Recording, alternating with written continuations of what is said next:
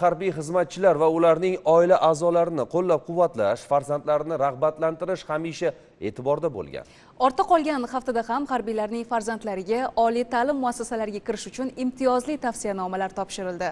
1-iyun Xalqaro bolalarni himoya qilish kuni munosabati bilan o'tkazilgan tadbir avvalida harbiy prokuratura xodimlarining farzandlariga oliy ta'lim muassasalariga o'qishga kirish uchun imtiyozli tavsiyanomalar tantanali ravishda topshirildi. Bu yoshlarning orzu-maqsadlarini qo'llab-quvvatlash, ularni rag'batlantirish va kelajakda munosib mutaxassis bo'lib yetishishlari uchun yaratilgan amaliy imkoniyatlar ekani e'tirof etildi. Tavsiyanomani qo'lga kiritdim. Xursandman, juda ham. Chunki bizga bu kuch beradi, quvvat beradi va ishonch, o'zimizga ishonch beradi.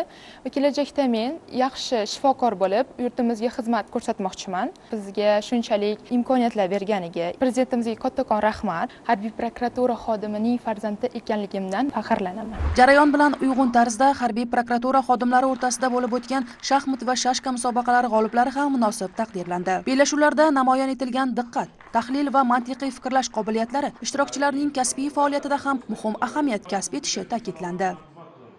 Tadbirning eng samimiy va ta'sirli qismi esa 3 avlod vakillarining bir davrada jam bo'lib, o'zaro suhbat va fikr almashinuvi bilan kechdi. Faxriylar o'z hayot yo'li va xizmat tajribasi haqida so'z yuritib, yoshlarga vatanga sadoqat, burchga mas'uliyat va halol xizmatning qadri haqida ibratli mulohazalar bildirdilar.